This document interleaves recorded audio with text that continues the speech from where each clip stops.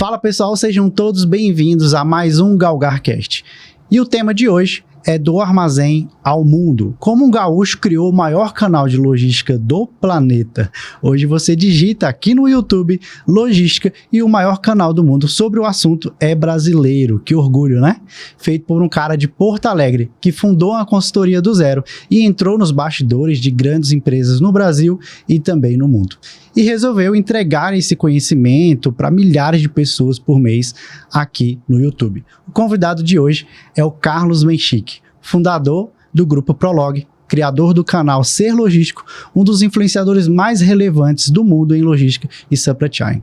Carlos, seja muito bem-vindo ao nosso GalgarCast. Obrigado, cara. Pô, prazer, confesso que é meu, é muito legal. Eu adoro isso de poder bater um papo. Até te falei, cara, eu falo demais, cuidado, tu me corta aí quando for necessário. E o meu mote, né, faz bastante tempo, desde que a gente começou com o canal em 2019, tem sido dividir para multiplicar o nosso conteúdo. Claro. Né? Então, é o que eu adoro fazer, é o que me motiva, que faz levantar cedo todos os dias e bora lá.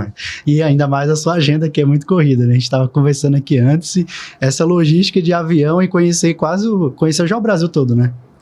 Com certeza. Não, ainda não, cara. Tocantins eu não fui.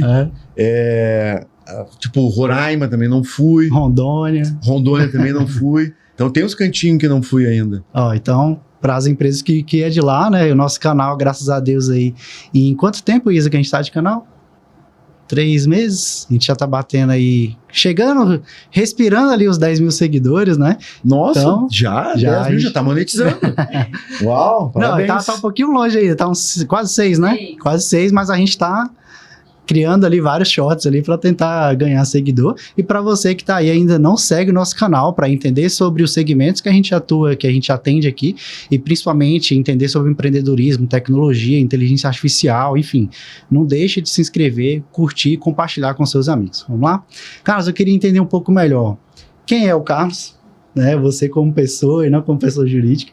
E aí, em complemento à pessoa jurídica, como é que nasceu a Prolog, né? Principalmente naquela época em que falar sobre logística, quase ninguém comentava, né? Era meio que tudo... Eu lembro que um vídeo você comentou que começou a trabalhar aos 14 anos, empurrando mesmo ali. Sério? Já no armazém, né? E aí eu queria entender como é que foi essa transição aí que você foi entrando nesse mercado, enfim. Cara, a gente tem bastante tempo, né? Porque eu já sou velho, né? Então, tem história pra contar pra burro. Mas não parece, né? Esse aqui é o bom. Não, mas, porra... Então, 14 anos, efetivamente, eu comecei numa empresa de tintas, que já morreu também, nem existe mais. Foi comprada assim como muitas empresas gaúchas, ao longo do tempo, foram sendo compradas. E eu tive 3 empregos da minha vida, assim, né? E nesses 3 empregos, as 3 empresas já mudaram de nome, já foram vendidas e já foram... E algumas delas eu participei do projeto de venda. Uhum. E que foi... Então, com 14 anos, comecei... carregando caminhão, lata de tinta, um peso enorme, por isso que hoje eu... Não tinha uma transpaleteira ainda? Não tinha nenhuma paleteira elétrica, principalmente, né, para facilitar a vida do cara. Então, tipo assim, era tão pesado que tinha que ter um outro cara para ajudar a empurrar, porque não conseguia sozinho. E eu devia pesar uns 40, bons tempos, né? Devia pesar uns 40, 50 quilos e um pallet de 1 tonelada. Não tinha como, né, cara? E então, por isso que eu sou tão... É tão legal falar sobre esse projeto com a Jung Heinrich, que ele abraçou essa ideia da gente eletrificar o Brasil para tirar essa fadiga, né, do operador. Uhum. E aí, e ali, cara, na verdade, eu fazia Senai, eletricista industrial. E porque o sonho do meu pai era que eu fosse consertador de TV. Fizesse manutenção de TV. Tinha muita demanda na época, ele viu aquilo. E tô falando na época que TV era a válvula, né, cara? Uhum. Daquelas de seletor, quem vai entrar assistir nem sabe do que eu tô falando. É em outra vida, né, cara? Uhum. E aí eu fazia esse curso técnico, e aí no verão eu tinha aula durante o ano, e no verão eu tinha que ir na empresa que me pagava, que foi quem assinou minha carteira, que era essa empresa, e aí eu tinha que carregar caminhão lá e fazer o que tinha que fazer. Uhum. E foi uma época assim que eu me lembro que eu estudava muito, porque eu estudava de manhã, de tarde e de noite. E eu tinha aí 15, 16 anos e fazia esses 3 turnos, porque de manhã eu fazia essa parada do do Senai. Uhum. De tarde eu fazia um curso técnico de eletrônica e de noite fazia computação. Então eu aprendi, cara, não sei pra que eu fiz isso, mas eu aprendi linguagem Z80 na época, era 0 e 1, eu programava processador naquela época ali.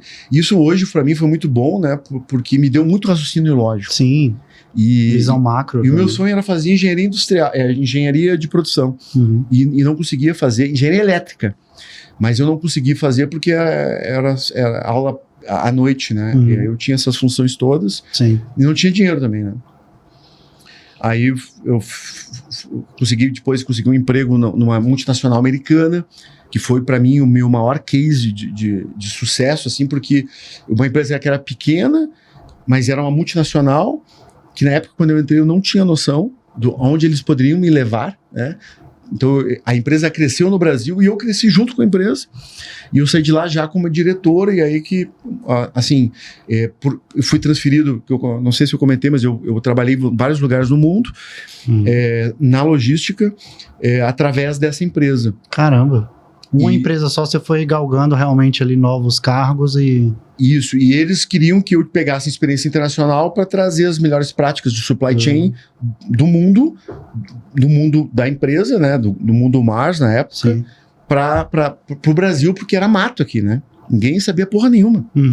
Então, e aí, porra, fiz minha pós-graduação em Chicago, nos Estados Unidos, que era uma empresa vinculada com a empresa de pós-graduação, era uma empresa vinculada ao Oliver White. Na época, eram os bambambãs do mundo, quando falava em PCP, em programação de produção, essas coisas, tive oportunidade de estudar com os caras. Então, porra, tive muitas oportunidades, e eu sempre fui um cara chato, assim, dedicado, meio CDF, e os caras me davam chance e eu ia atrás, e me matava trabalhando, e sempre fui um cara muito dedicado, assim, sempre trabalhei muito mais do que precisava.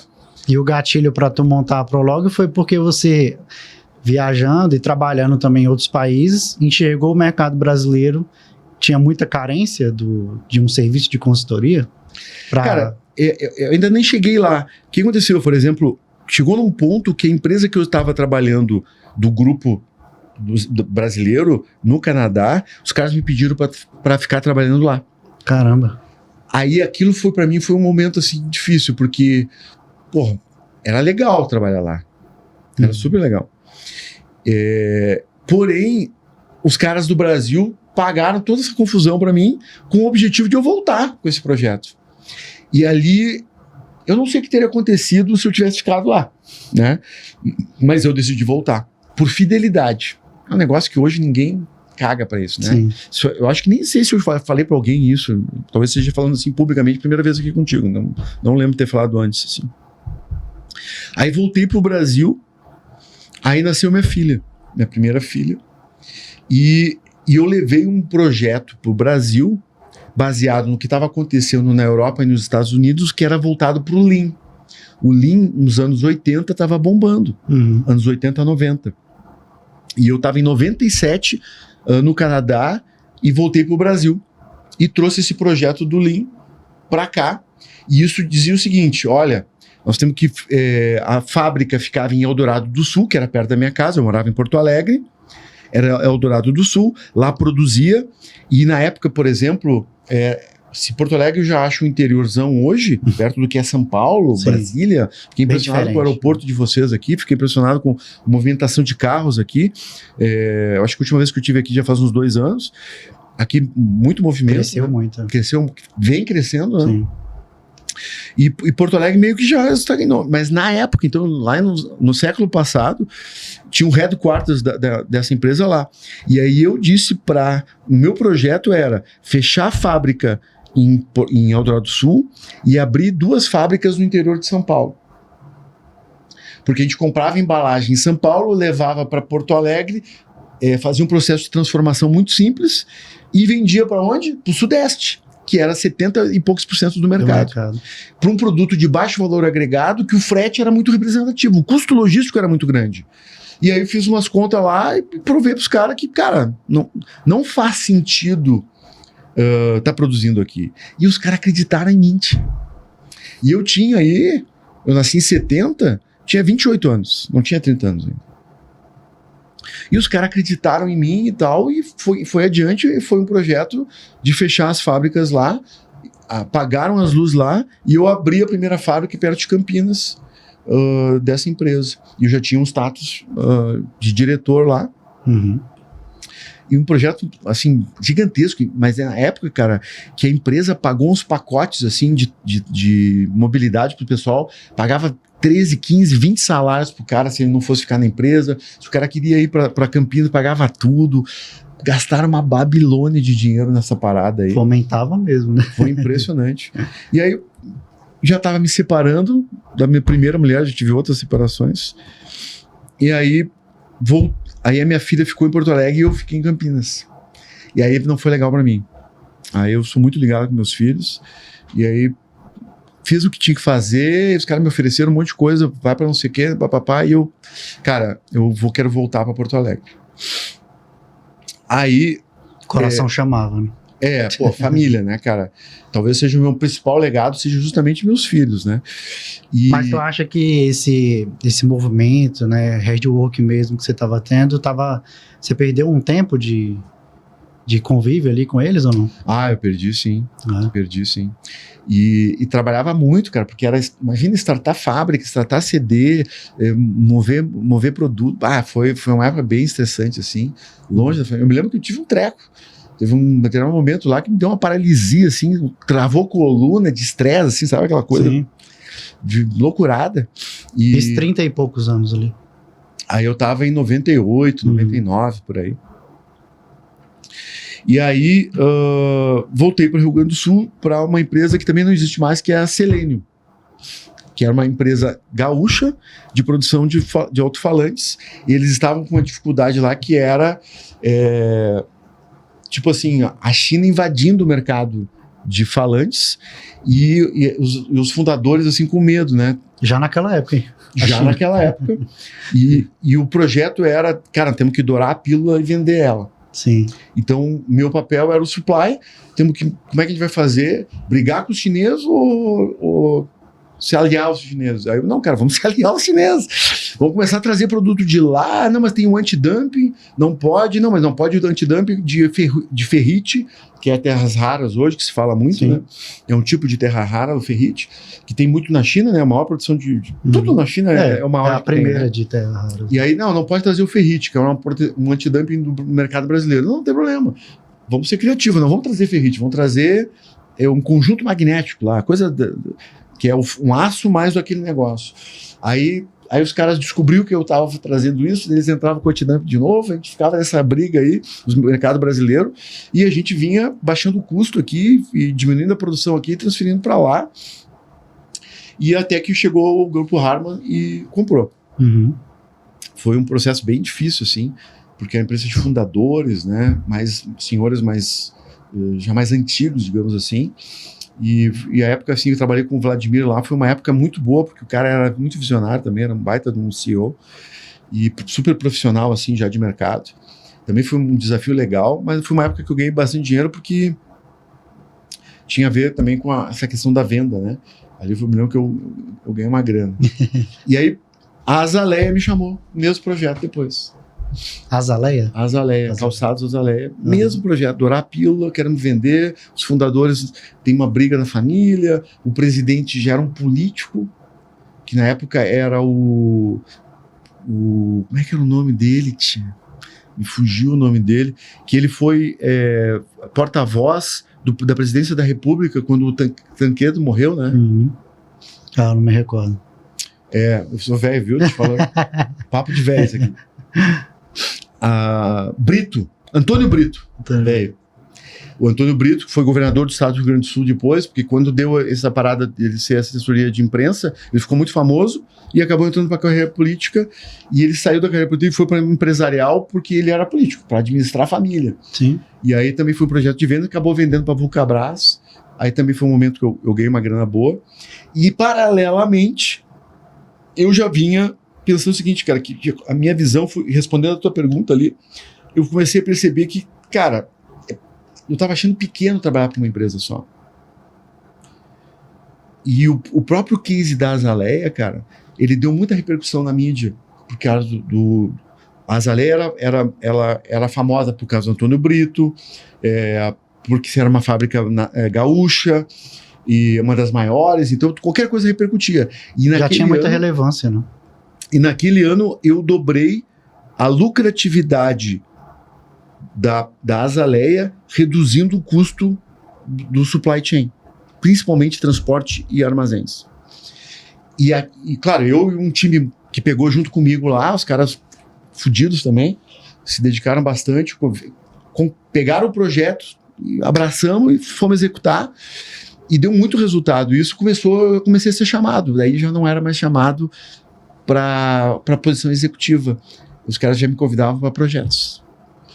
E um dos primeiros projetos que a gente começou a fazer nessa vida dupla ou tripla, na época, foi na Vonpar, que também não existe mais, que foi vendida para a Fenza, que é da Coca-Cola. Uhum. Mas a primeira consultoria que você fechou foi na PF? Nem tinha CNPJ? Não, tinha CNPJ já. Eu estava como colaborador da Azaleia e já tinha aberto o CNPJ por fora. Sim. E aí chegou um momento que a própria Azaleia disse: homem chique, se tua vida tripla aí não dá, tá dando muitos filmes aqui, ou tu vai ou tu racha. E esse foi um outro momento difícil, assim, que eu vou fazer? Tomar uma decisão, né? Porque eu era jovem, né? Hoje, pensando, quase, assim, foi meio imprudente, talvez até, porque era muito jovem, né? Eu tinha 30 e poucos anos, 33 anos, eu acho. E com filho já. E eu tinha uma posição, ganhava bem, ganhava uma posição executiva, carro, um monte de regalia, e abandonar tudo aquilo, mas o raciocínio na época foi: cara, se eu não fizer isso agora, eu não faço mais. Porque, tipo assim, ainda sou muito novo, se der errado eu volto. Mas... Cara, a tua visão é interessante, porque hoje a gente olha o público, 33, tá achando muito atrasado, né? E você com 33, assim, cara, eu tenho que arriscar agora, é o meu momento. Mas isso serve até de aprendizado aí pro público, que nunca é tarde, né? Pra realmente... E você não se arrepende. A posição que você tá hoje, obviamente... Não me arrependo, ao contrário. Claro que eu acho que aí foi uma vida de acertos e erros, né? Eu tive muitos aprendizados ao longo do caminho, mas tu vê, uma empresa com 25 anos hoje. Então, só para ter uma ideia, quando a gente fez 25 anos, o pessoal, até nem fui eu que levantei, mas me falaram que é 6,5% dos CNPJs do Brasil que tem 25 anos.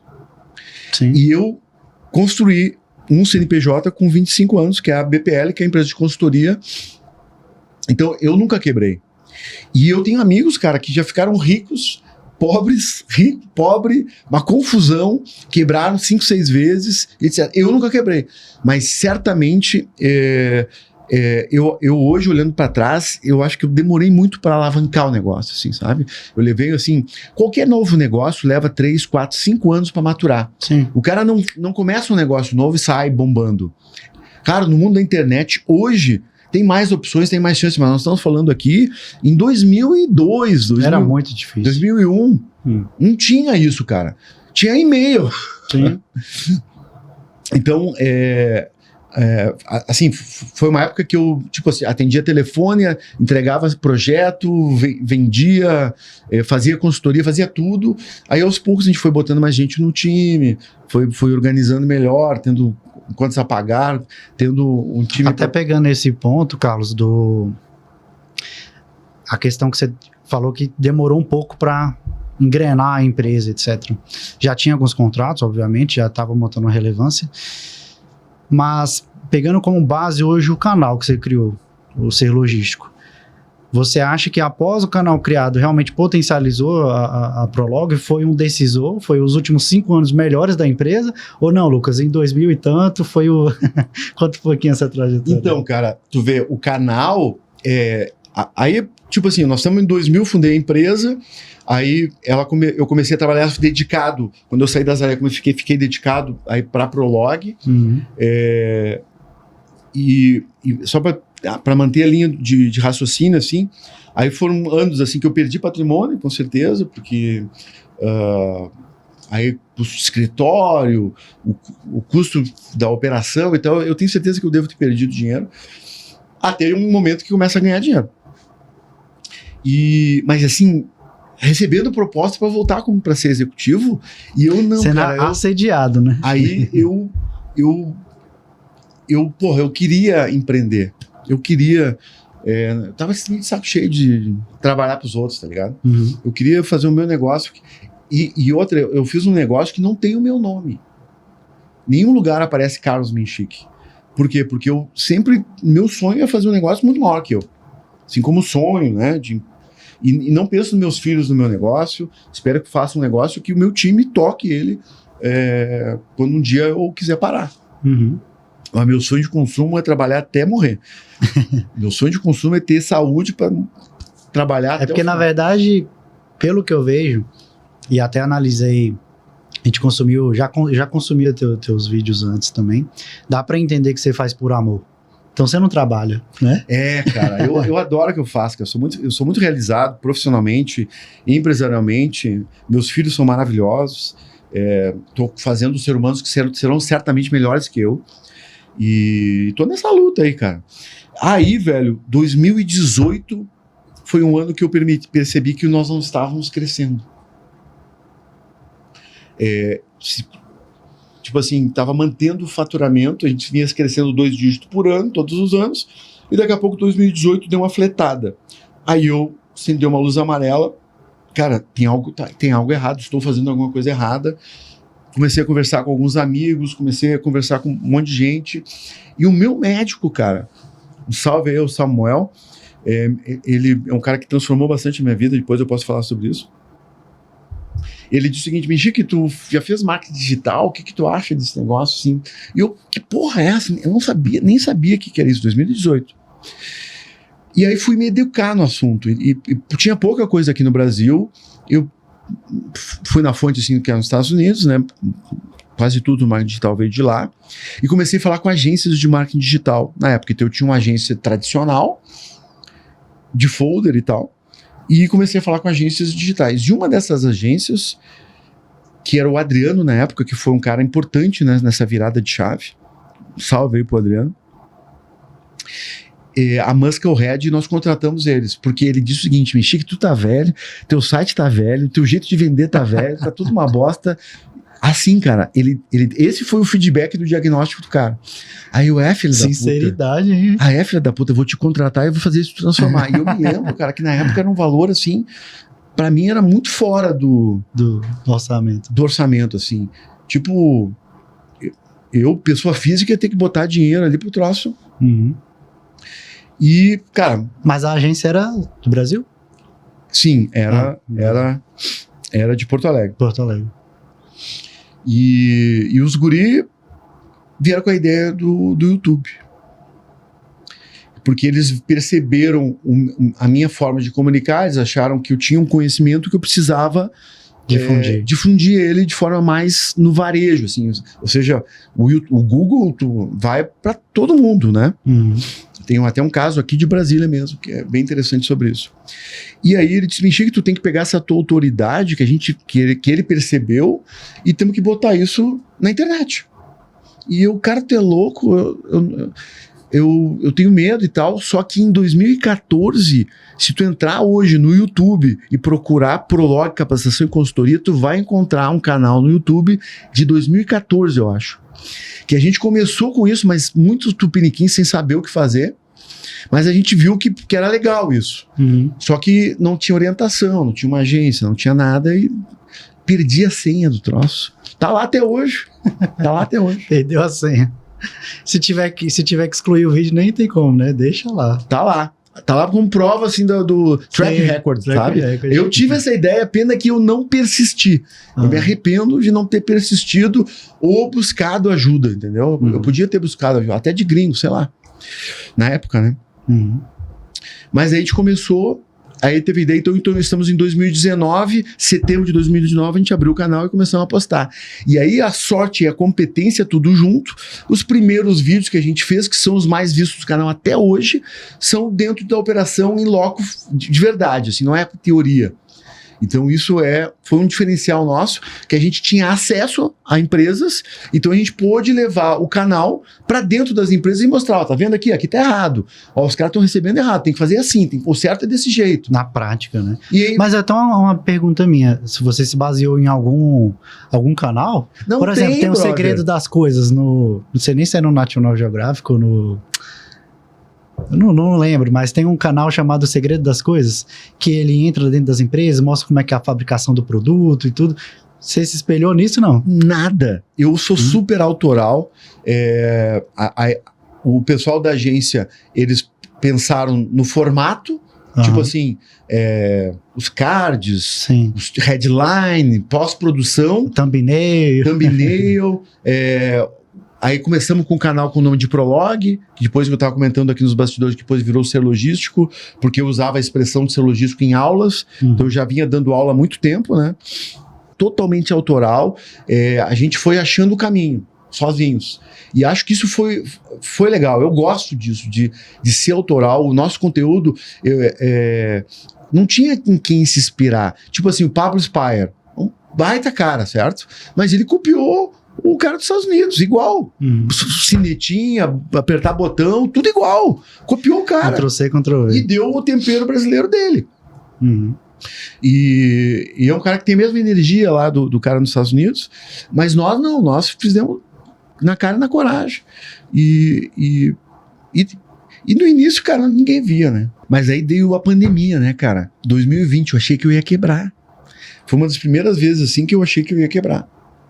Porque de uma semana para outra, cancelaram todos os projetos. Nosso faturamento foi quase a zero. Cacete. E aí o digital foi o importante, né, cara? Porque daí a gente começou a botar os nossos cursos, que eu já tinha presenciais, a gente começou a pensar nos cursos todos de forma online. E eu tinha... É um assunto que eu domino, eu me comunico, eu tenho uma boa didática, eu já recebi esse feedback dando aula, que a galera gostava, porque professor, cara, eu sei... Tem que prender a atenção, né? Eu sei que os caras gostavam de mim, porque eu encontro galera na rua até hoje e os caras lembram do meu nome. Sim. Aí, porra, eu só me lembro dos professores que eu gostava, né? Então, quando o cara lembra do meu nome, eu já fico feliz, porque, ó, esse cara eu marquei de alguma forma. Até lá no evento a gente se encontrou lá e várias pessoas te abordando, né? Te agradecendo, inclusive. Ah, então... cara, isso, puta, eu me arrepio, brother. O Cláudio aqui testemunha disso, né? Pá, cara, os testemunhos que eu recebo, cara, de transformar a vida das pessoas, que o cara conseguir sair assim, ganhar promoção, ganhar até no processo de seleção. Hoje, 2 pessoas me abordaram aqui no Brasil. Posições executivas, salários de 60, 80 mil reais, os caras me pedindo dica de processo de seleção em uma determinada empresa. Então, porra, eu sou grato. Pô, que legal, olha que legal as pessoas...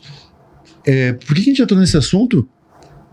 Porque estava quebrando lá em 2020, achando que ia quebrar, mudamos tudo pro digital, e eu tinha uma certa facilidade de dar aula.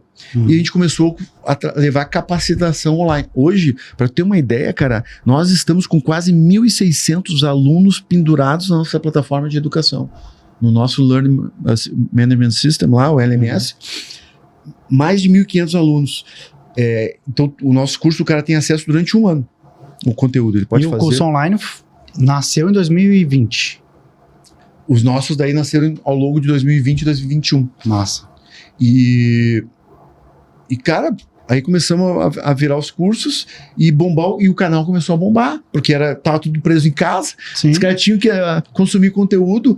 E o legal, cara, é que acabou assim, o nosso canal nasceu para gerar leads para consultoria. E isso realmente acontece até hoje. Então, por exemplo, tem caras que viam nosso conteúdo no YouTube, gestores dentro das empresas, assim, caras executivos, gostam do conteúdo, aí ele vai ver um curso, vamos fazer um curso com esse cara. Ele vai lá e faz um curso online. Gosta do curso, compra o curso pro time dele. Tem uma empresa nossa, não vou falar o nome aqui para não, né? Mas essa empresa, lá na pandemia, fez o curso com a gente, o gestor, comprou mais de 100 licenças de curso conosco para treinar o time. Caramba. Depois comprou a consultoria. Depois Da consultoria, ele desmentia que agora? Cara, agora vamos para a automação. E uma das nossas empresas, a Prologtech, ela é voltada para projetos de automação, para mecanizar a operação, diminuir a dependência da mão de obra. E a gente vendeu o maior projeto de automação do ano passado foi para esses caras. Então, imagina a gente vender um ticket lá de 300, 400 reais de um curso e chegou um ticket de 18 milhões de automação. Ao longo de uma vida, né? Sim. Mas nasceu da educação, né? Nasceu da educação. E aí, por isso que eu não sei se eu falei aqui então online. foi uma virada de chave, querendo ou não, você produzir conteúdo. Sem dúvida, cara. E aí, de novo, né? Elevar o patamar da logística através da educação. Porque a educação faz eu vender um equipamento de movimentação melhor, a gente vender um WMS, um sistema, a gente vender um TMS, a gente vender tecnologia, seja lá, digitalizar a operação, ou mesmo até a automação. Uhum. Então, e se o mercado não estiver pronto, ele não vai absorver esse tipo de tecnologia que, pô, cara, para mim é básico ser logístico ter, no mínimo, um WMS e um TMS, cara. É o básico. E que, sei lá, 80% das empresas ainda não tem. É que nem a questão que a gente faz uma relação com o marketing, né? Quando a gente chega no cliente, ele não tem clareza comercial nenhuma. Eu vi alguns vídeos você mostrando, até com ele lá esqueci o nome da empresa, que são várias lá, mas ele literalmente mostrando no tablet os dados do antes e o depois da consultoria de vocês. Sim. E é exatamente isso também que a gente tenta mostrar dentro da Galgar Digital para exemplificar para o cliente que a clareza comercial dá previsibilidade, que é uma coisa que para esse mercado é muito difícil. É. E, Carlos, até pegando um gancho aqui do evento que a gente se encontrou, da Intermodal, realmente eu fiquei espantado com o tanto de gente que tinha de outros países, né? A grana que tava lá, né? Grana. Os caras investiram, foi uma das intermodais mais bonitas que eu já vi. Sim. Os estandes lindíssimos, muitas empresas novas expondo lá, um movimento também. Um movimento muito intenso. E eles cercearam o movimento em relação à edição de 2025, né? Sim. Porque depois a gente fala mais sobre isso. E aí eu até queria pegar esse gancho pegar a sua opinião no quesito de mercado mesmo. Claro que você participa de várias feiras, né? Hoje, para os próximos 5 anos, vamos dizer assim, não precisa ser o vidente, né? Mas o que você acha e qual o posicionamento que vai estar o Brasil perante a logística? E o que você observa também do mercado exterior? Se tu fala logística Brasil em relação ao mundo, eu tenho péssimas notícias, né? Porque o que acontece, né, Lucas? Assim, sem romance, né? O Brasil é um país muito isolado. Pela questão fiscal, pelo idioma. Então, pensa bem, eu estive no Uruguai esses tempos, um país dolarizado, o Uruguai é dolarizado, custo de vida caro, uma banana lá, cara, que o Brasil é um grande exportador de banana, em Santa Catarina, por exemplo, um grande exportador, um grande produtor de banana, os caras vão comprar banana na América Central. Putz. Por quê? Porque fala espanhol. Porque se comunica, porque lá tem os mesmos tributos que os caras têm. Então o Brasil, ele não é um país globalizado. Ele não é. É duro dizer isso, mas eu vivo lá fora e aqui há muitos anos, e o Brasil não é um país. Tanto é que o Brasil globalmente representa menos de 1% da economia global. No mercado internacional, certo? Sendo a 7ª, 8ª maior economia do mundo. Local. Não global. A gente exporta pouco, importa pouco. E mesmo que o que a gente exporta é minério de ferro e agronegócio. Baixo valor agregado, pouca representatividade em grana. A Vale que leva tudo, né? A Vale e soja, né? Então, cara, aí quando tu vai ver assim... Por exemplo, eu fui esse ano eu já estive nos Estados Unidos e na Europa. E nós estamos recém em abril. E quando a gente vai para a Europa, cara, quando eu digo, os caras perguntam, tu é da onde? Porque meu sotaque me entrega, né? Tipo, sim. Tu é da onde? Cara, eu sou brasileiro. Do Brasil? O que tá fazendo aqui? Essa sensação, e é isso que eles perguntam? Não tem, porque não tem brasileiro, cara. Imagina uma feira na Alemanha, o brasileiro já não fala inglês. Imagina... ir para a Alemanha. Então, eu vou para me manter atualizado, para me educar, para buscar novidade, produzir conteúdo, mostrar que existe muito mais coisa do que ficar empurrando pallet dentro da logística. e Pra trazer essa catequizar, inovação, né? catequizar o mercado, principalmente até inspirando, né? Uhum. E pro ano que vem, 2027, eu quero levar uma delegação de seres logísticos para lá, incentivando, daí eu vou fazer guiado. Ótima alguma ideia, coisa assim, é. ótima ideia. Pra tentar elevar, porque realmente o que você me passou agora, eu não tinha essa sensação de que realmente a gente estava tão atrasado assim, né? Tem coisas interessantes que eu vejo lá fora, e eu, queria fazer um POC, um cliente nosso que teria aderência a essa solução, eu quero fazer uma POC. POC é uma prova de conceito, Proof of Concept, que é trazer o negócio, botar para trabalhar, para ver se adere e se conseguimos fazer rodar dentro da customização que é o cliente, né? Uhum. E aí os caras dizem, tá, mas aonde mesmo? Ah, é no Brasil. Ah, cara, mas a gente não tá conseguindo atender a demanda dos... Eles não dizem isso, eles falam de forma educada, tá ligado? Mas eles dizem o quê? Ah, Mexique, porra, no Brasil, velho, nós não estamos conseguindo atender o mercado dos Estados Unidos e da Europa, o que eu vou fazer no Brasil? Nossa, é um tapa na cara isso, né? Mas é muito isso. E outra, as empresas que vêm pro Brasil, cara, eu elogio as empresas, porque é muito assustador o sistema fiscal aqui no Brasil. Ainda, claro, vai mudar, 2030, 2032, vai mudar e vai ficar mais parecido, porque, olha só, Uruguai, Argentina, Chile, todos esses países latinos, eles trabalham no mesmo sistema EVA, Imposto Único cobrado no ponto de venda. Sim. O Brasil não trabalha assim. Então tu entende que desconecta. Fica muito mais fácil gerenciar tudo. Então acaba que os países latinos fazem negócio entre eles e não incluem o Brasil, na grande maioria. Essa é a realidade. Então, no Uruguai, que é tudo global, é tudo internacionalizado, e eu comecei a procurar de onde vêm os produtos, tu vai ver, cara. É raro tu encontrar um produto que vai do Brasil. Uhum. E normalmente, quando acontece isso, é porque é uma empresa multinacional. Tipo uma Unilever da vida. Daí a fábrica fica no Brasil e abastece o... E abastece, entendi. E, cara, sobre a questão... A gente trabalha com digital, né? E me despertou muito o interesse de como é que foi essa questão da criação do seu posicionamento digital hoje. Hoje, se você fosse dar uma dica para um criador de conteúdo, referente à tua rotina, como é que você foi crescendo dentro do digital, qual dica que você daria? Cara, Isso é meio recorrente, talvez, né? Mas já até tem uma citação sobre isso, que não sei se eu vou falar certo aqui, porque quando vem assim na hora, eu às vezes dou uma rateada. Mas o importante é o cara começar, velho. Porque normalmente o cara, não tô pronto ainda, não tenho o equipamento adequado. Cara, eu comecei com um celular e um AirPods. Gravando assim. Tem muito conteúdo. Se tu procurar lá os primeiros conteúdos que a gente tem, eu tenho o áudio ruim, o vídeo ruim, mas o conteúdo era bom e bomba. E bombou. Às vezes é o mais visualizado, né?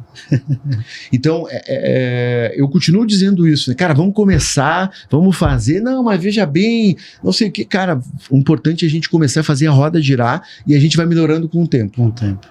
Então, eu fiz isso. O meu jeito de falar, de me vestir... Cara, eu acho que tu tá bem vestido, tá lindo, sexy, etc. Engomadinho. Mas eu me vestia assim, cara.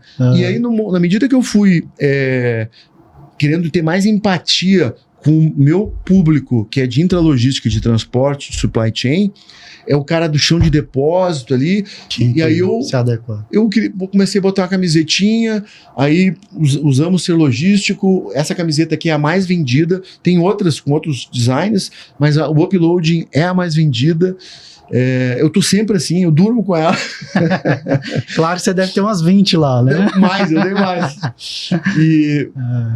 E eu lavo elas, tá? Claro. Porque eu tô sempre com ela igual, né? Porque eu tenho umas 20 mesmo. E começamos a criar uma identidade visual e no início eu tava com um uniforme da consultoria, aí eu parei de usar o uniforme da consultoria, comecei a usar o do seu logístico. Entendi. Então, isso é uma dica que realmente muitos criadores de conteúdo falam, que começaram literalmente com pouca estrutura, mas realmente começou. E aí, pegando esse gancho, Carlos, hoje a gente atende diversas empresas aí no Brasil e também em mais de 7 países a galgar.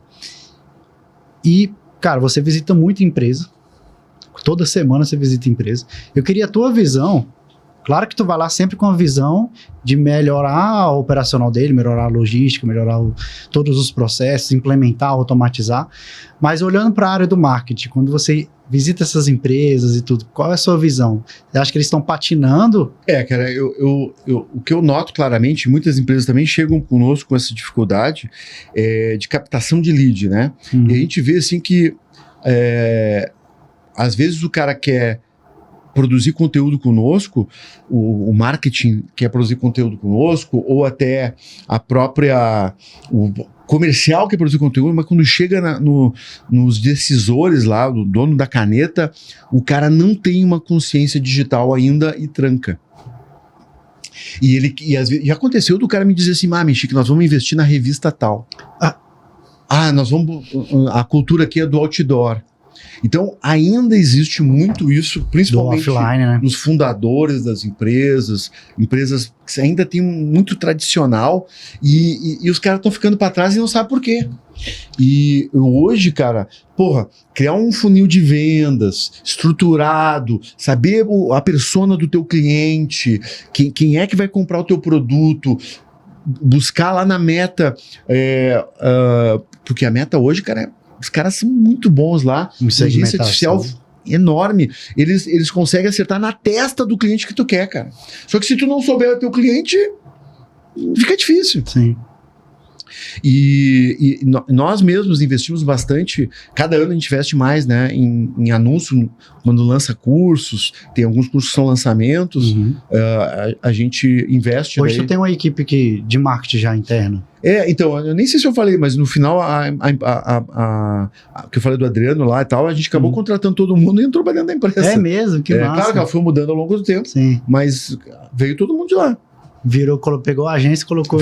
Hoje a Prolog Human, que é a segunda das nossas empresas, é a empresa de educação.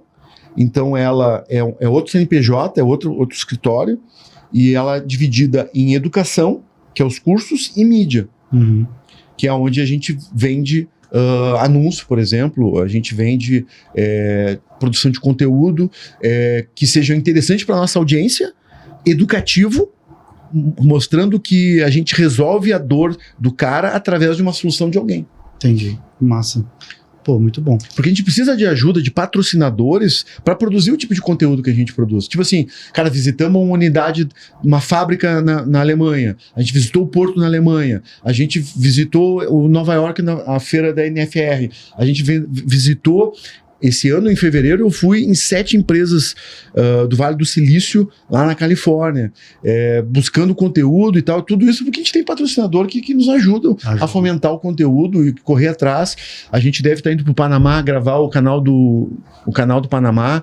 Muito massa. Tô indo para Mendonça tomar um vinho, mas vou produzir como é que é a logística do vinho, como é que a Mendonça leva o vinho pro mundo. Pro mundo, exato.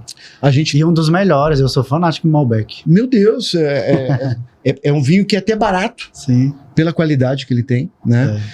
Assim como o português, por exemplo, né? Visitei Napa também, que já é um vinho bem mais caro, e devemos gravar através da Jung Heineken no Chile e no Peru. Massa.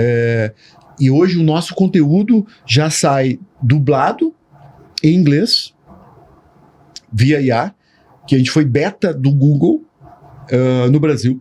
Que legal. Com isso. De tanto eu encher o saco dos caras lá, eles tomam esse beta aí, não incomoda mais. E agora estão brigando pelo espanhol, mas aí eles não estão liberando.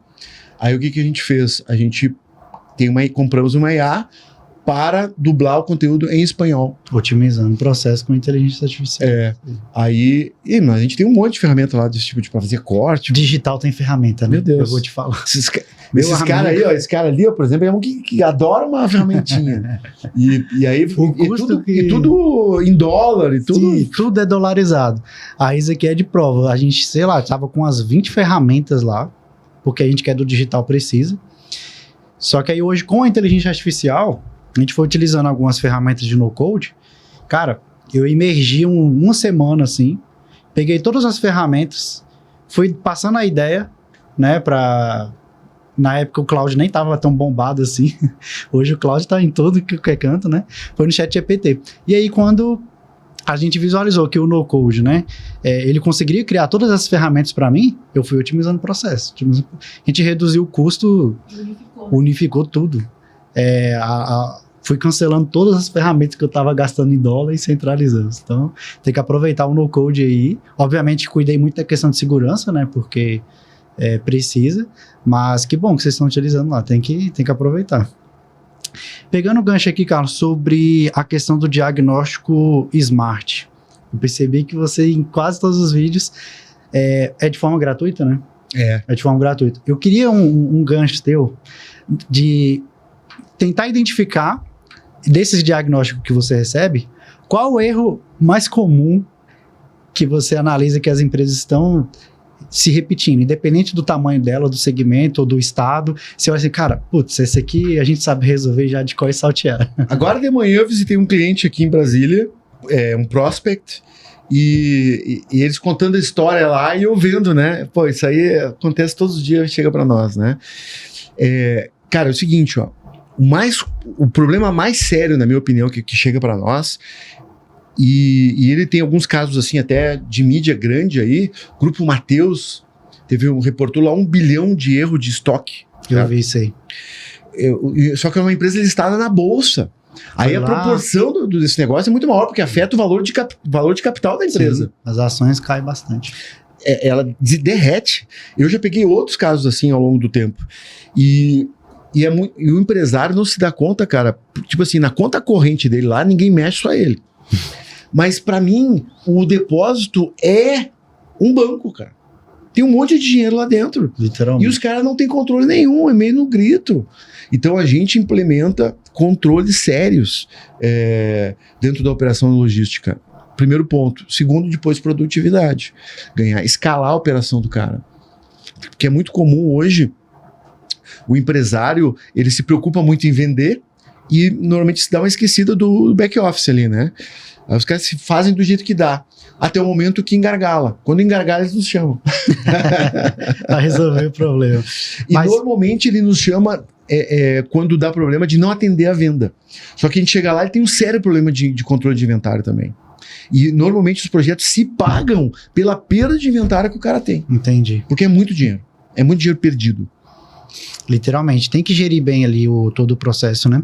E aí, até pegando esse papo, qual foi a consultoria que você teve? Não só você, mas a sua equipe também. Hoje são quantos consultores da Prolog? A gente deve ter uns 15 caras. Uns 15, né? Qual foi o case assim, mais difícil? Que gerou muito trabalho, vai e volta e tudo. Todos são difíceis, cara. Não vem um fácil, cara. Não vem um fácilzinho, não vem. Agora mesmo aqui estavam agendando em Joinville, o workshop. Então a gente vai fazer uma imersão lá de diagnóstico e depois tem uma devolutiva que é o workshop. E o workshop é uma reunião pesada. A gente vai dizer... infelizmente a gente vai lá para dar uma notícia. Ó. Pô, tem problema aqui, problema lá, problema... né? Um monte de oportunidades, mas o cara dói não... ouvir, principalmente, né? Os gestores, né? Que eles devia ter visto isso. Às vezes tem uma dificuldade até pessoal, assim, né? Na questão. Mas a gente mostra... Porque o que acontece, cara? É o que a gente faz, a gente é profissional nisso, né? É só o que a gente faz. E muitas vezes, cara, esse é um caso que o profissional tá lá há muitos anos. Muitos anos. Ele trabalha, às vezes, na mesma empresa há 15, 20 anos. É muito comum. E, então, pô, eu tenho acesso a coisas que o cara não tem.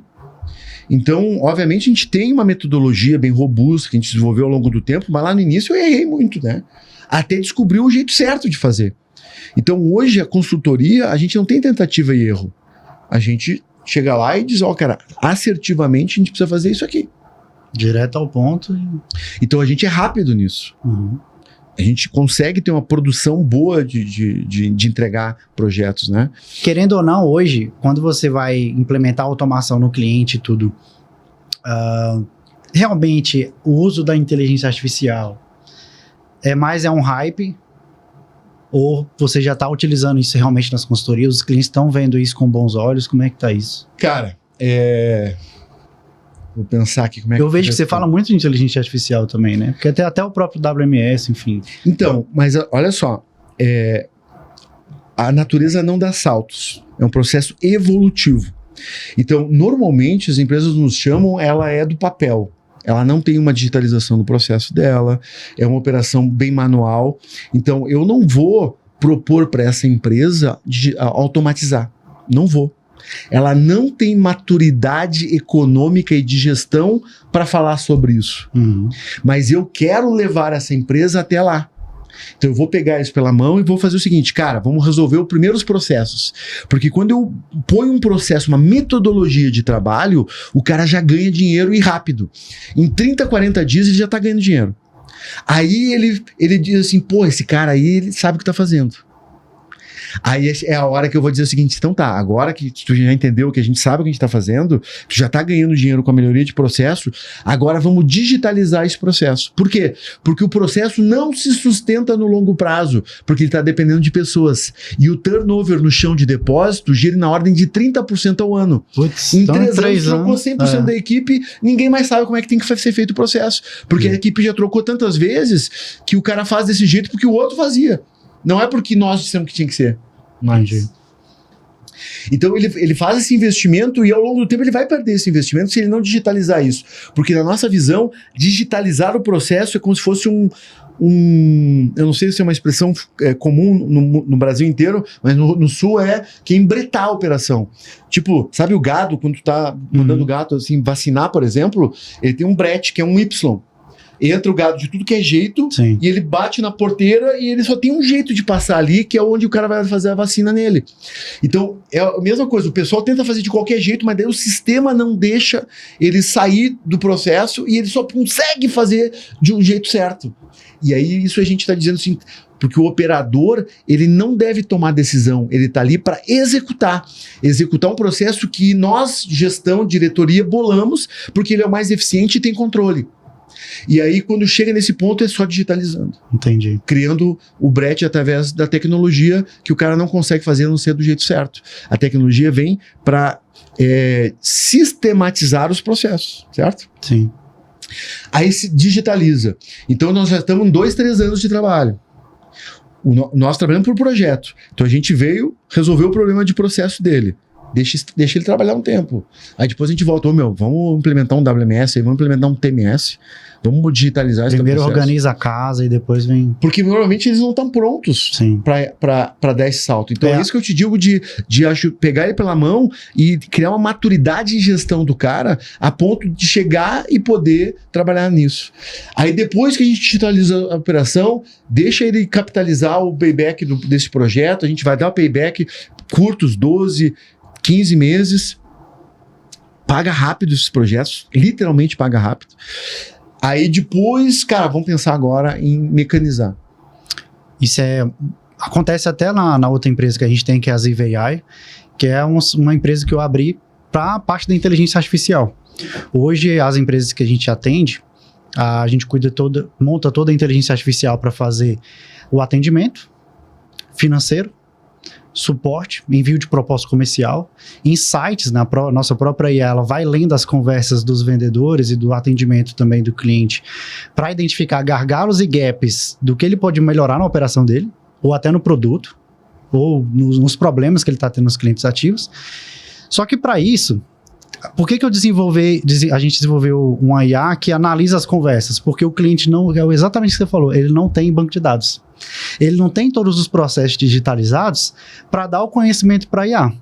O pessoal acha que é só colocar a IA e ela vai resolver tudo, mas não é assim. A gente tem que dar insumos, tem que dar conteúdo. Então, eu quero que a IA faça uma análise financeira. Beleza, mas se você não colocar todos os seus DRE lá, toda a gestão financeira, a gestão de caixa, ele não vai entender, né? E aí, Lucas, assim, até respondendo diretamente a tua pergunta, a IA, ela, para o usuário, ela tem que estar por dentro do WMS, da digitalização, por dentro do TMS. E poucas empresas têm isso, né? Uhum. E na automação, por exemplo, hoje, a questão de leitura de imagem. De novo, quando a gente vai botar uma automação, eu vou pensar nisso. Cara, o WCS, que é o software, porque existe o WMS, por exemplo, existe o ERP, né, de gestão empresarial. Aí tem o WMS, que é o módulo de gestão de armazém. Sim. Aí, embaixo dele, tem o WCS, que é o Warehouse Control System, que é o que vai controlar os PLCs da automação. E ali nesse software tem que ter uma IA. Então, quando a gente faz um bidding para escolher automação, é uma das questões que a gente leva em consideração. Já vem com IA esse negócio. Por exemplo, como assim IA dentro do WCS? Ele identifica a imagem do produto. Você foi num stand lá da Intermodal, que tinha uma prateleirazinha assim, eu acho que até usava IA, né, ou não? Uma que tem umas prateleirazinhas, aí você apitava, aí aparecia assim? Não, ali não era IA. Eu fui, bombou esse vídeo, inclusive. A Infor é um dos nossos patrocinadores e eles estavam mostrando ali voice speaking, que é separação por voz. Ali sim, não verdade, não precisa IA, mas o WMS da Infor tem IA. Por exemplo, só para tu visualizar o que eu estou falando. Então, ele tinha aqui um shelf, né, uma prateleira, e o sistema dizia, pegue do produto tal. Então, a IA por dentro da Infor, existe assim, cara, para facilitar a minha apanha, a IA tem que dizer aonde eu tenho que colocar os produtos em função, para diminuir meus tempos e movimentos de apanha do produto. O produto que eu mais apanho está lá em cima... A IA tem que perceber isso e, na virada de semana, dizer para mudar a localização do produto para que fique mais fácil para o operador fazer a apanha. E isso, cara, eu na consultoria faço muito isso. Só que às vezes a gente leva 15 dias, 40 horas analisando isso para poder chegar num produto. A IA consegue fazer isso em tempo real. Sim. Só que ela está por dentro do WCS, por dentro do WMS. Tem que ter um sistema por trás. Então, tem que ter quando a gente está selecionando uma tecnologia para o cliente, através de um bidding, a gente vai pedir isso, por exemplo, para o cara. Ó, tem essas funcionalidades via IA, porque isso eu ganho muito tempo e muita produtividade ao longo do tempo. Eu tive um cliente, por exemplo, que na primeira semana que a gente colocou a IA para rodar, no quesito de atendimento, ela resolveu 85%, ou seja, ela recebeu o cliente, atendeu ele, finalizou. Ela nem passou para o humano. Eu queria nota fiscal, mandou a nota fiscal. Eu queria o boleto, mandou o boleto. Eu queria uma proposta de uma empilhadeira assim, assim, assado. Ela pegou, fez as perguntas de pré-qualificação, montou a proposta comercial, mandou para o cliente, mandou por e-mail e mandou uma notificação para o vendedor daquela conta. Olha, acabei de enviar uma proposta para o seu cliente da carteira desse consultor e entre em contato agora com ele para se aproximar e tudo. Ou seja, tentar... Porque você fala para um vendedor para ele alimentar o CRM, meu Deus. Ferrou. Ô, Lucas, faz para mim nos cursos isso, cara. Bota lá a tua IA para vender para nós. Curso. E a gente divulga a tua IA, cara. Vamos fazer esse projeto aí. Porque... tipo assim, cara, é muito inusitado. Eu vejo isso acontecendo. O cara às 3 da manhã de sábado quer comprar curso, meu. Sim. E ele pergunta lá, esse curso aqui faz isso e aquilo, às 3 da manhã de sábado. E ele quer que alguém atenda na hora. Sim. Hoje de madrugada. Não tem como. Hoje de madrugada, a nossa IA, da Galgar no caso, agendou 2 reuniões. Olha aí. Sozinha. Legal. Agendou 2 reuniões de fechamento, que a gente precisa de uma reunião para fazer um diagnóstico smart, por exemplo, entender o cenário da empresa para ver aonde a gente pode melhorar. E isso otimiza muito o tempo, porque aí o nosso closer, o consultor, ele já entra e a IA já fez a pré-qualificação do cliente para saber, inclusive até o próprio descarte ela já faz, para saber se é um cliente ideal ou não, entendeu? Lucas, eu tô atrás aqui, ó, tô levantando a mão, socorro, tá? Eu tô atrás de uma forma de que fazer uma IA para os seres logísticos, e que eu possa botar todo o nosso know-how dentro dessa IA, e essa IA possa estar disponível... Como se fosse um manual. Não é um manual, é uma IA do ser logístico. Tipo assim, eu tô precisando aqui, como é que eu faço PQR? Aí a IA já responder. Sim. Cara, porque, de novo, eu quero ajudar o mercado. E eu fiz isso na nossa empresa. Eu montei uma IA que a gente tem lá os POPs, né, que é Procedimento Operacional Padrão. No nosso segmento também tem uma rotatividade. Graças a Deus, na nossa empresa tem um turnover baixo, mas vira e mexe, a gente tem que contratar novas pessoas. Então, o que a gente fez? Montou os documentos de orientação. Então, eu montei uma IA onde a gente coloca lá, como é que cria uma campanha no Google Ads, como é que cria uma campanha no YouTube Ads. Aí vai ter esse conteúdo lá, entendeu? Então, seria mais ou menos essa base aí, dá pra gente estudar e fazer também. Só que aí com login, senha, autenticação, para o seu aluno entrar lá, né? Servir até como uma prova, tutor, assim, e aí depois pode colocar um curso ali para ele comprar também. Não, a gente pode monetizar de várias formas, Sim. mas genuinamente eu quero ajudar. Então, porque assim, a quantidade de perguntas que a gente recebe é grande, a gente não consegue responder todo mundo. E né? às vezes, quando você responde, você gera autoridade, gera engajamento e a gente coloca uma IA que ela não parece que é um robô, entendeu? Porque muito das empresas hoje coloca assim no site, você não vai ser atendido por robô. Eu acho isso uma balela, porque hoje se você for pegar 100% dos atendimentos e colocar tudo na mão do humano, sendo que você consegue colocar IA para otimizar, você está perdendo dinheiro e tempo. Beleza, eu não quero dentro do horário comercial, então coloca pelo menos de madrugada, de 6 da noite até 8 horas da manhã. Isso. Não, e a gente tem o atendimento humanizado, né? Mas, de novo, o cara não consegue dar velocidade e, eventualmente, ele não precisaria... Porque, às vezes, entra no nosso WhatsApp lá da corporativo, às vezes entra assim, eu queria fazer uma consultoria. Não é com ele. Já poderia estar encaminhando diretamente. Sim, e outra, hoje o maior gargalo dos clientes quando fala de processo comercial é o follow-up demorado. O cliente manda uma mensagem e ele não é atendido. Você tem ideia, hoje um atendimento do WhatsApp, esse que eu vou até colocar aqui no link da pesquisa, se eu não me engano está com a média de 44 minutos para o vendedor responder.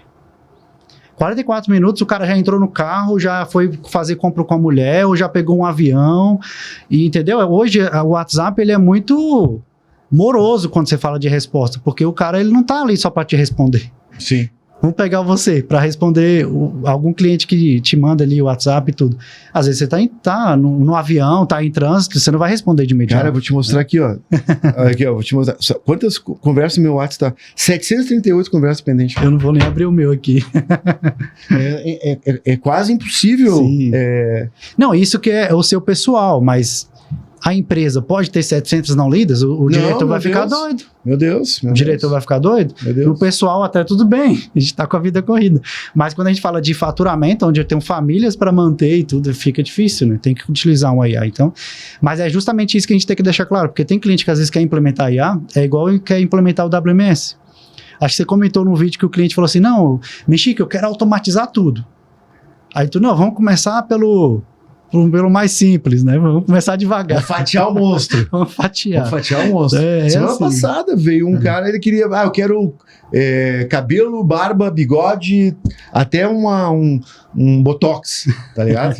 Aí eu, que show e tal, legal, fico feliz em poder ajudar, nós temos tudo isso, etc, mas vamos começar por aqui, ó. Vamos começar por aqui, porque daí a gente vai te conhecendo, a gente vai até economizando o custo dos projetos futuros, vamos entregando o resultado. Devagarzinho. Vamos devagar e sempre, né? Carlos, um tema aqui que está nas principais notícias aí todo santo dia é o conflito que está acontecendo lá entre os Estados Unidos e o Irã. Você postou um vídeo que foi muito legal mostrando os navios ali, né, atracados porque não conseguia passar ali naquele estreito.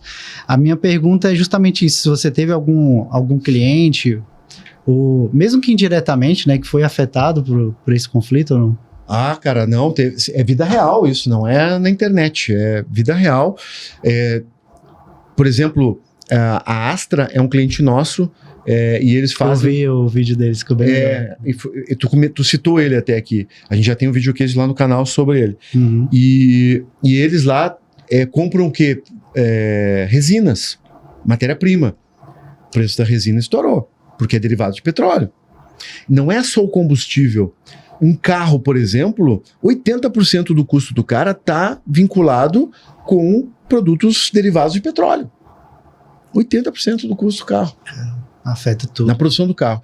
Então, é vida real. E eu fui muito feliz, assim, na minha análise, né? Porque eu invisto um certo tempo da minha vida estudando o mercado, assim. O que está acontecendo? Que impacto pode ter pro bem e pro mal, Sim. né?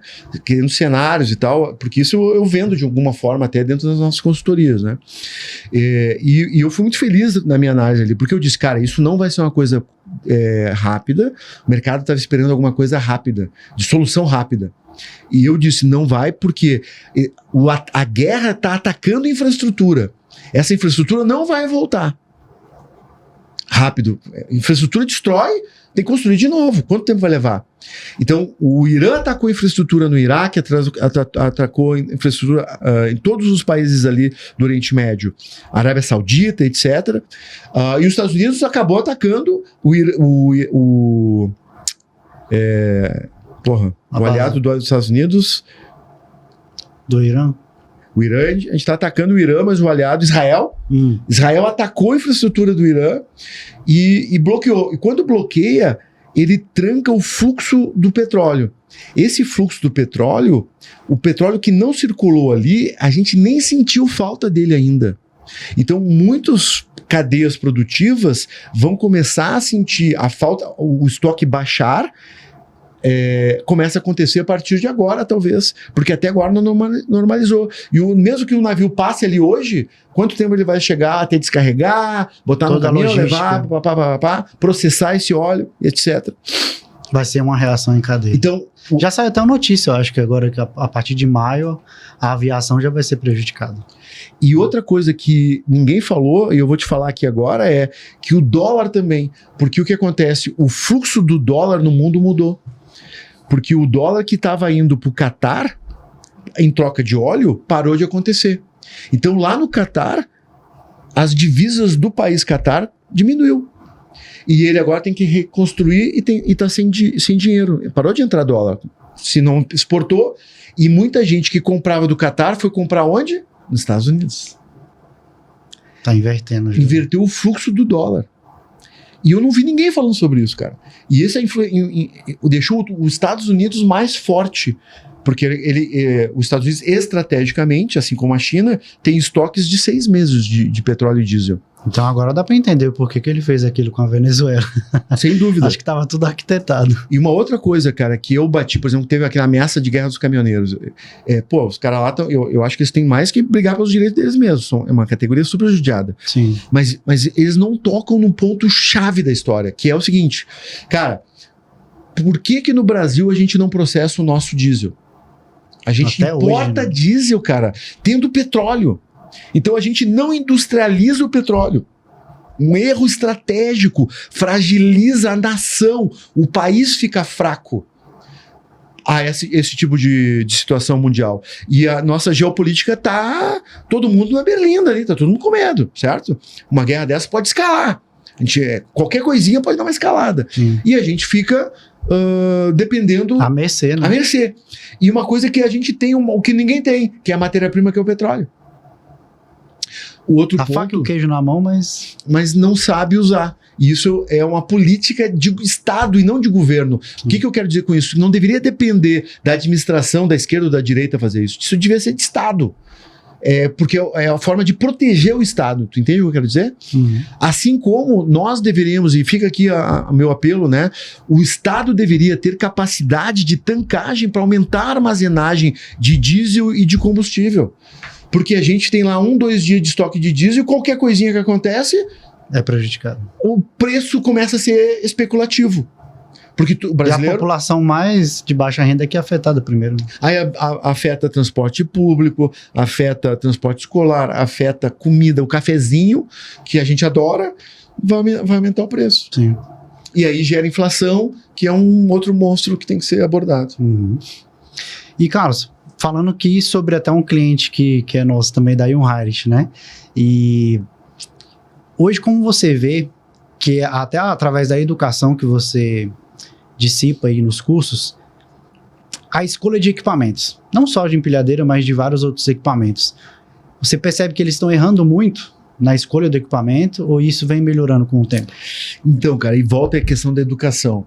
E eu estou combinando com o Lauro lá há horas já, não consegui fazer por falta de agenda, porque o que acontece? A Jungheinrich é uma das únicas empresas que tem um portfólio extremamente completo. 600 equipamentos, é muita coisa. Tipos de equipamentos diferentes. E no detalhe da produtividade, não dá para fazer tudo com qualquer coisa. Então, por exemplo, vou dar um caso real. Uma empresa de spare parts, peças de reposição, que então tem milhares de SKUs, assim, 15, 20, 30 mil SKUs é fácil de ter. Peças de reposição automotiva, por exemplo, para ter 30, 40 mil SKUs é barbada. Tem uma empresa que eu conversei lá na feira, os caras têm 200 mil SKUs em estoques. Você tá doido. Porque ele vende disponibilidade. Eu tô precisando o para-choque do Fuca 1832, os caras têm, meu. Original. Tem 2 peças lá. Vende uma por ano, mas eles têm. Boa. Então ele precisa ter um armazém preparado para isso. Então aí o que acontece? Erros graves, né? O cara usa uma empilhadeira normal para tudo.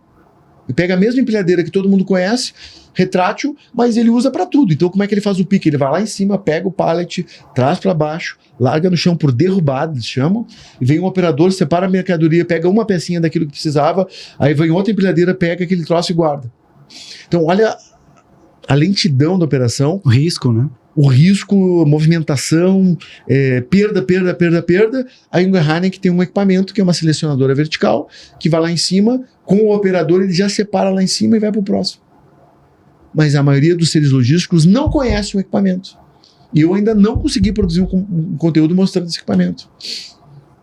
Tô louco para poder produzir isso. Selecionadoras que permitam o cara selecionar acima do, sei lá, 1,80 m, que a mão do cara alcança a média brasileira, né? Tem muita mulher fazendo separação, então mais baixinhas, né? 1,80 m de apanha. Tem selecionadora que permite levantar o cara 30, 40, 50 centímetros para chegar a 2 metros de apanha. O mercado não sabe que existe isso. Equipamentos especiais para aumentar a altura. Todo mundo tem na cabeça, eu consigo ir a 11 metros. Não! Já existem equipamentos que a Jungheinrich tem que vai a 18 metros de altura. Eu tenho vídeo a 18 metros de altura. Eu vi separando mercadoria. Tem equipamentos deles que são semi-autômatos, são ligados no WMS funcionando sozinho. No Brasil, já gravei vídeo. Agora eu quero gravar um que seja 100% autônomo. Você visitou a operação deles lá na cidade lá, eu esqueci o nome da cidade da Alemanha. Como é que é o nome? Kaltenkirchen.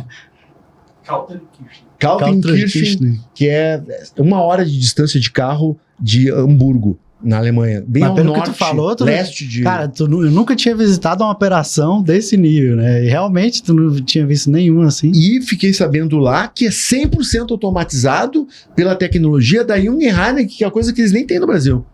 O porta-pallet lá era da Jungheinrich. O crane lá, puxa, me fugiu o nome aqui. O mini load era produzido por eles. O transelevador era produzido por eles. Tecnologia deles. Então, porra. Eu tive a oportunidade de conversar com os engenheiros do projeto. Foi muito legal. E hoje evidencia mais ainda de que as pessoas precisam ter até do próprio fornecedor que vai comprar o equipamento, seja em um Jungheinrich ou outra empresa, deixar o consultor explicar que realmente cada equipamento tem o seu benefício, porque eles querem só o mais barato, né? Mas aí entra num quesito desse de que cara, você não tá com a tua operação 100% eficiente aqui. Então é até um apelo, né, que a gente faz pra galera entender que é igual ao nosso serviço. Tem ali o smart, o diagnóstico, para entender se o nosso serviço se encaixa, é a mesma coisa de um equipamento. Então isso é muito importante. E a gente não conhece, cara. A maioria dos seres logísticos não conhece, tem que ter a humildade de querer aprender. Isso é uma questão importante, assim, porque eu vejo muito gerente assim, não vejo teus vídeos porque eu já conheço.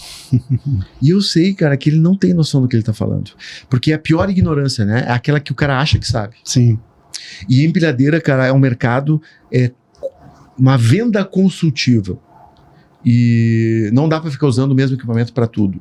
Por exemplo, baterias de lítio não é uma tecnologia estabilizada ainda. Não é.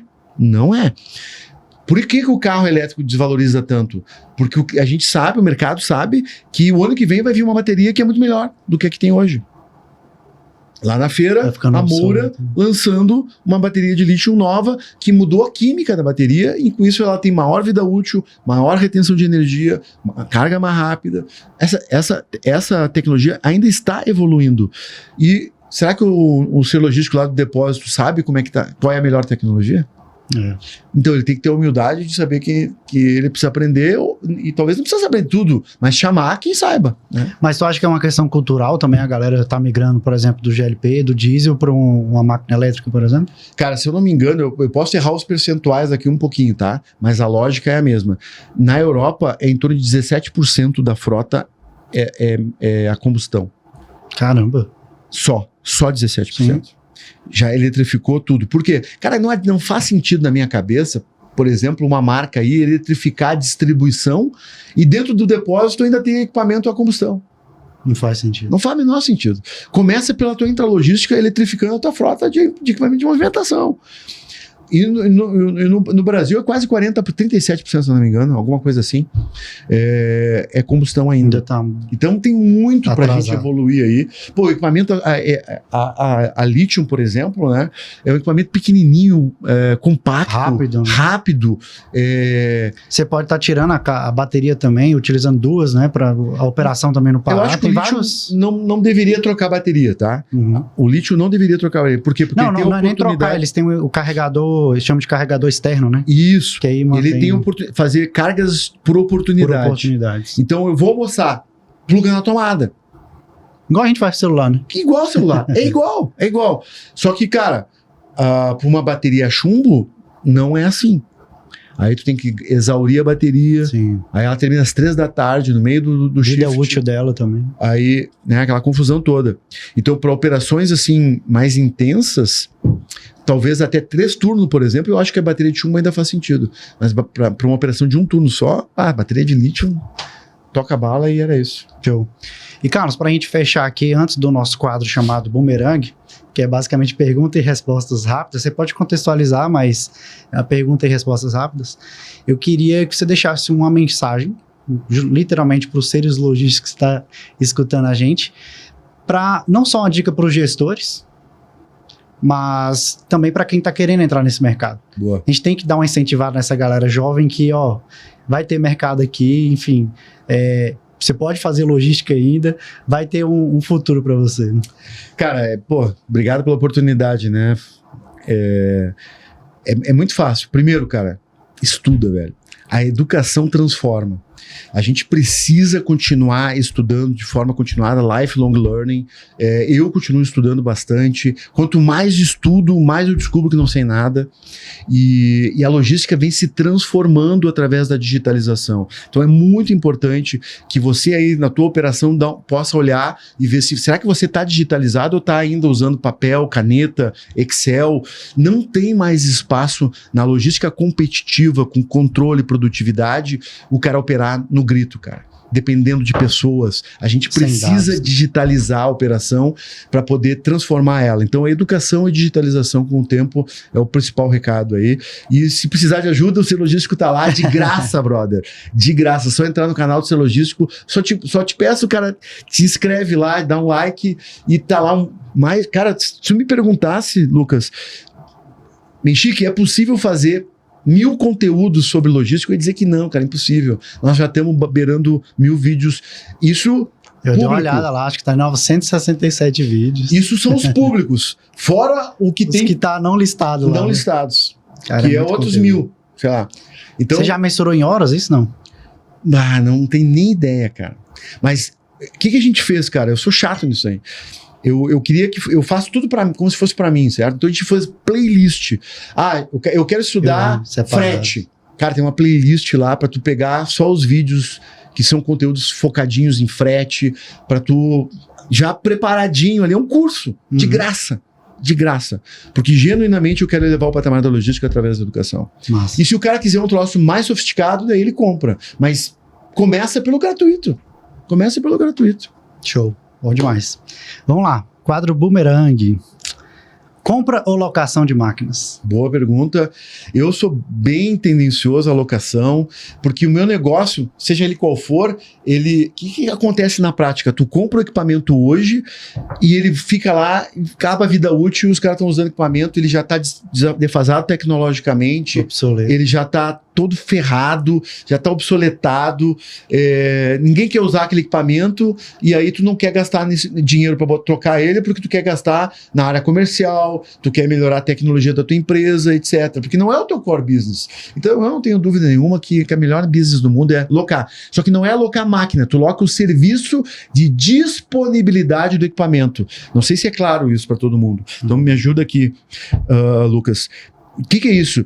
Tu tá comprando hora de disponibilidade, porque um fornecedor bacana de equipamento, ele tá te dando o seguinte, ó, tu tem um SLA de atendimento, tantas horas o teu equipamento tá funcionando. Porque ou seja, ele consegue substituir e deixar a operação do cara substituir rodando. Ou que a manutenção vá lá e faça a manutenção corretiva que tiver que fazer. Nesse caso é a corretiva, tipo assim, parou a máquina, e ele faça a corretiva e disponibiliza a máquina em SLA de tantas horas. Isso é tudo via contrato de locação. E assim como, porque daí o cara não quer que o equipamento pare, aí ele vai fazer as preventivas de forma inteligente, né? Que a preventiva tem como objetivo ele não quebrar.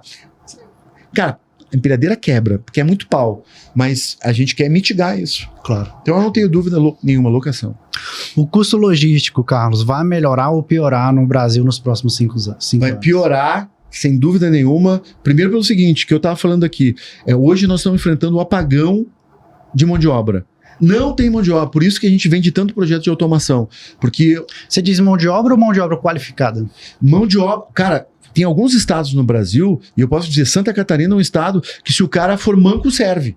Se o cara não tem um braço, vem. Eu não sei ler nem escrever, também serve. Tipo... Não, tá nesse nível. Tá nesse nível, não tem, cara. Desculpa que eu fui meio chulo aqui, né? Mas é verdade. Hoje... em Santa Catarina, cara, é o estado da federação com metade. O Brasil tem 6,5%, se eu não me engano, de desemprego, tá?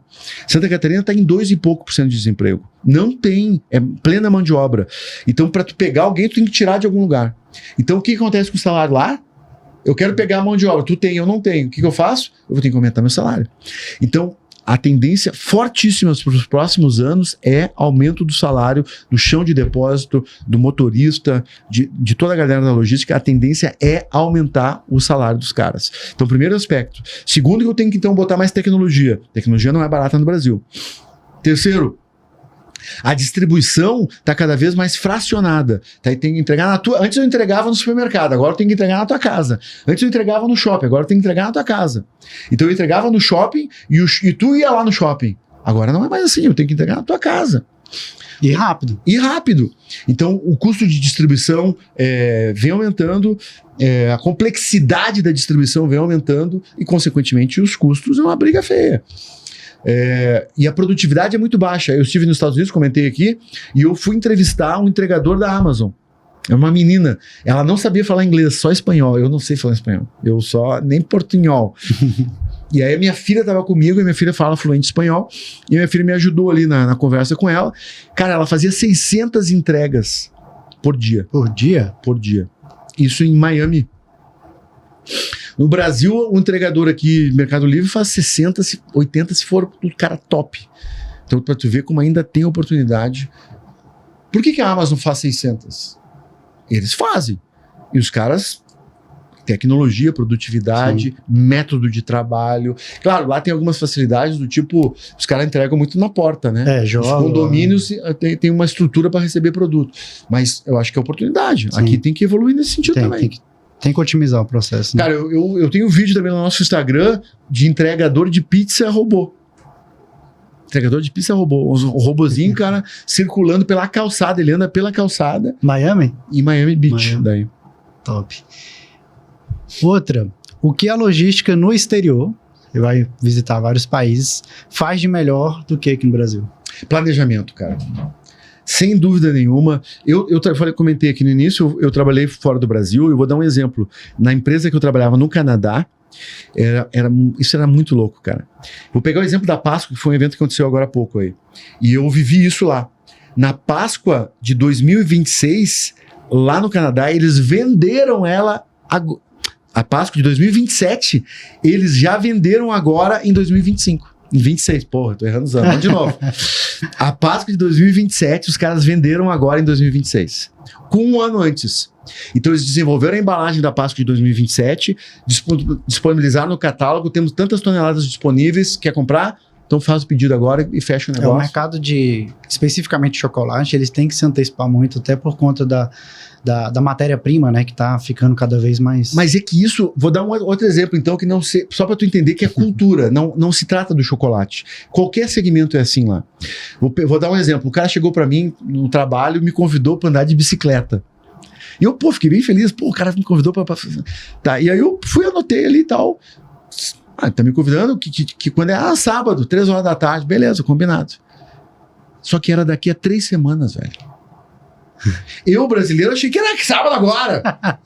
Não, daqui a 3 semanas, porque esse fim de semana já tá alocado, o outro já tá alocado, a disponibilidade do cara é daqui a 3 semanas. Então, esse é o estilo de vida. Eu tô falando andar de bicicleta. É esse nível, né? Então, a cultura do gringo, ela é de planejamento. Eu peguei projeto na Europa de 50 anos de payback. Como é que eu vou apresentar no Brasil um projeto de 50 anos de payback, cara? O cara vai levantar. Os caras vão me mandar merda. Vai. Vão me mandar merda. Aqui o empresário não tem visibilidade de 5 anos. Nossa. O que vai acontecer em 5 anos? Cara, no Brasil, o passado é incerto. Que dirá o nosso planejamento. Então, eu sei que o empresário aqui no Brasil tem que trabalhar com uma janela de 2, 3 anos no máximo. Então, todos os projetos que a gente faz, a gente minimiza a automação para poder ter payback de 14, 20 meses. Porque senão eu posso prejudicar o empresário.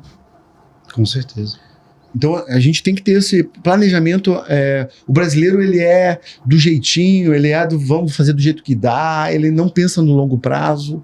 E isso eu acho que é uma baita oportunidade para nós, hein? Teve até um gringo, né, Isa, que a gente tava conversando com ele e a gente, não, bora agendar. Aí ele literalmente tirou a agenda. Tá, qual o dia e horário? É justamente o que você falou, de período daqui 3 semanas, tá tipo assim. É isso. Cara, é um nível de planejamento incrível, né? Eles são assim. E, cara, os Estados Unidos é o maior do mundo. Não é por acaso. Não é por acaso. Alguma coisa eles fazem bem. Top. A IA vai substituir o humano? Cara, é uma boa pergunta. É uma boa pergunta. Eu não sei se eu tenho uma resposta para isso. Acho que ainda é um mercado que ainda está muito incipiente. Tá igual a bateria, né? Tá em evolução, tá igual a bateria de lítio. Ele ainda está evoluindo. Eu acho que existe uma tendência. Os Estados Unidos lá tem alguns pensadores querendo isso, né? Eles querem isso. Eu acho que eu prefiro pensar que o ser humano é o cara ainda mais inteligente na face da Terra. Sim.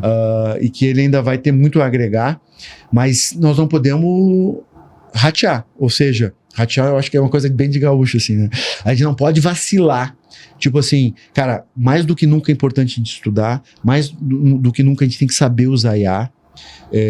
Saber usar IA não é que ela pense por a gente, mas a gente poder operacionalizar, levar a outro nível o raciocínio também, né? Sim. Eu tenho tido várias discussões com a IA aqui, cara. Discussões que o troço fica um tempão aqui, ó. É o teu coach, né? Então, eu brigo aqui com a IA, cara, e tal, mas o que vai acontecer, cara? Eu vi isso esse ano, nesse evento nos Estados Unidos, os caras falando que vão ter 30 milhões de robôs até 2030. Robôs humanoides. 2030 tá aí. Tá aí. Os caras já estão vendendo, eu tenho vários conteúdos sobre os humanoides ali, fazendo operações cansativas. O CD da Amazon nos Estados Unidos até 2030 deve ter 0 colaboradores. Isso é uma realidade. Eles instalam 1000 robôs por dia nos Estados Unidos. Por dia! Me entendeu certo? Caramba. Porque, cara, não tem mão de obra, os caras não querem fazer esse trabalho repetitivo. Eu vi como é que os caras operam, o cara é meio robô já. Porque a operação do cara é toda guiada, ele tem que seguir uma luz. Eu não conseguiria fazer aquilo por 5 minutos, cara. É cansativo. É muito cansativo. E a Amazon fala, cara, é muita ler, é muito difícil mão de obra. A gente está tirando a mão de obra. E a mão de obra lá é cara também. A mão de obra de repetição está sendo eliminada. Essa aí sim. Se tu não agrega valor, se tu não faz alguma transformação, se tu não pensa, o teu emprego vai ser substituído. Agora, se tu for um cara pensador, se tu é um cara questionador, se tu tem uma postura diferenciada, tu vai ser sempre emprego. Agora, se tu é um cara que só fica repetindo a operação ali, cara, as máquinas vão tomar conta. Já estão tomando. Eu te falei que eu estava na Califórnia, eu não sei se tu tem noção, tu sabe do robotáxi. Então, por exemplo, na Califórnia, hoje, norte, né? Eu estava em São Francisco, norte da Califórnia. É mais fácil tu pegar um robotáxi do que um Uber. Hoje, já, cara, tomaram conta já. Em Las Vegas, eu estive também esse ano, é outra tecnologia, que é um carro desenvolvido, que é um robô desenvolvido para isso, ele não tem direção, não tem pedal, tu entra assim, é um assento virado pro outro, tá ligado?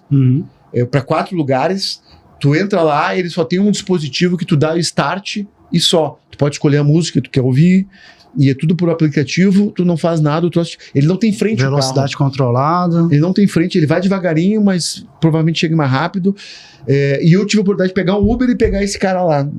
E perguntei pro Uber, meu, tu não tem medo?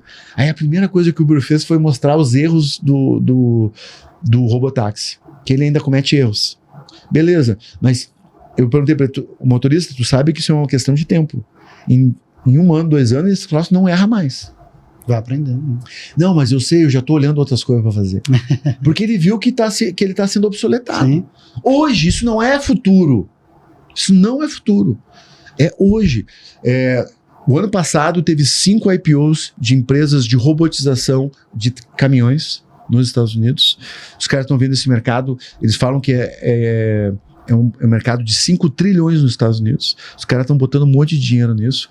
É um kit. Tu pega o teu caminhão e instala esse kit e vira um robô para long haul. É longa distância. Top. E, cara, a tecnologia está mudando o mundo. E vai afetar. Então, se tu for um repetidor de tarefa... Não colocar a cabeça para funcionar... Tá ferrado. Vai ficar para trás. Digital. Qual é o melhor canal hoje, na tua opinião? YouTube, TikTok, Instagram?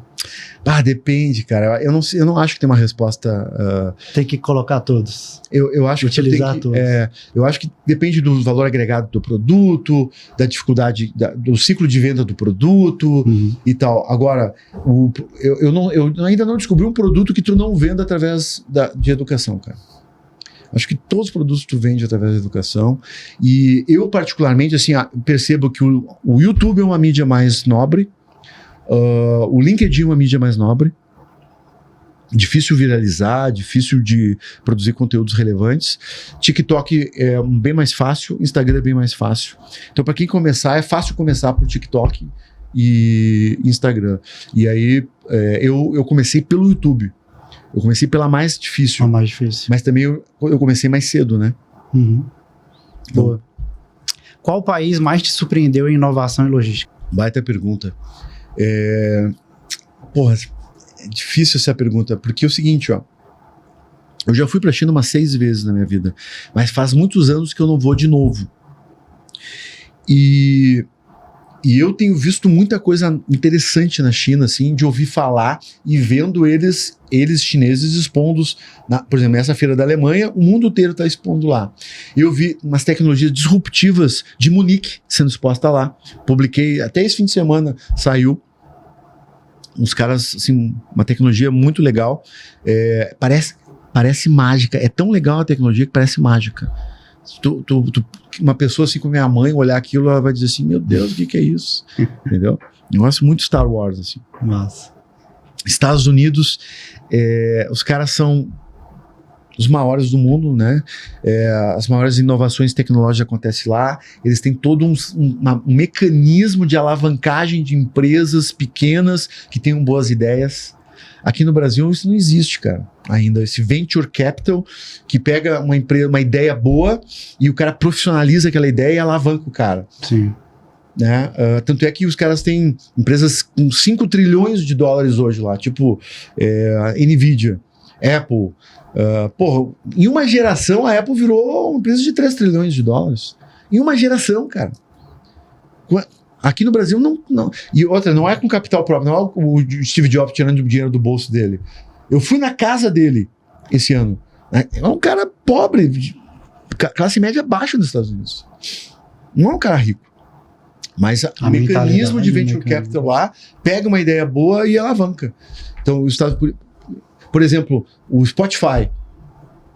Ele é sueco, sabia? Uhum. Então, ele é sueco, mas o que aconteceu? Eles foram para os Estados Unidos para se tornar o Spotify, cara. Porque na Suécia eles não conseguiram, daí tentaram na Alemanha, não conseguiram, e aí nos Estados Unidos os caras bombaram. Sim. Tem que entender, né, a dinâmica. E para finalizar, Carlos, automatizar ou capacitar primeiro? Cara, eu acho que tu tem que fazer os dois, velho. Porque capacitação não é um negócio que tu faz agora e para de fazer. Tu tem que estar capacitando sempre. E não é esperando que alguém te capacite. Porque eu acho que o brasileiro tem muito isso. Não, eu estou trabalhando aqui, eu espero que a empresa venha e um pendrive espete na minha orelha e faça o download. Eu acho que isso também tem que ter uma iniciativa tua de buscar o lifelong learning de novo. Tu tá buscando a tua evolução, independente de onde tu estiver trabalhando. Então eu vou te dizer que eu acho que não tem uma coisa ou outra. Eu acho que tem que fazer os dois. E as empresas, para se tornar competitivas, elas têm que automatizar, têm que digitalizar, porque a digitalização e a automação são desinflacionários. Ou seja, tu diminui o teu custo através disso. Então, para ser mais competitivo hoje, é um caminho sem volta. Show. Carlos, muito obrigado pela tua participação aqui. Pô, brother, eu que agradeço. É um conteúdo realmente rico. Ele falou, rapaz, eu converso muito, mas não, o podcast é pra isso. É pra Quanto gente tempo deu até agora aí? Não sei, passou de 1 hora aí, tranquilo. Vai.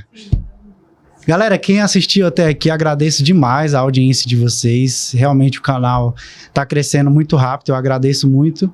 E não se esqueça aí de compartilhar com teus amigos, outros empresários, inclusive até a própria equipe. A gente tá aqui com Ser Logístico, literalmente, falando sobre esse segmento, um segmento aí que a gente já vem atendendo com muito carinho. Então, curte aí, compartilha e até o próximo. Valeu. Tchau. Top.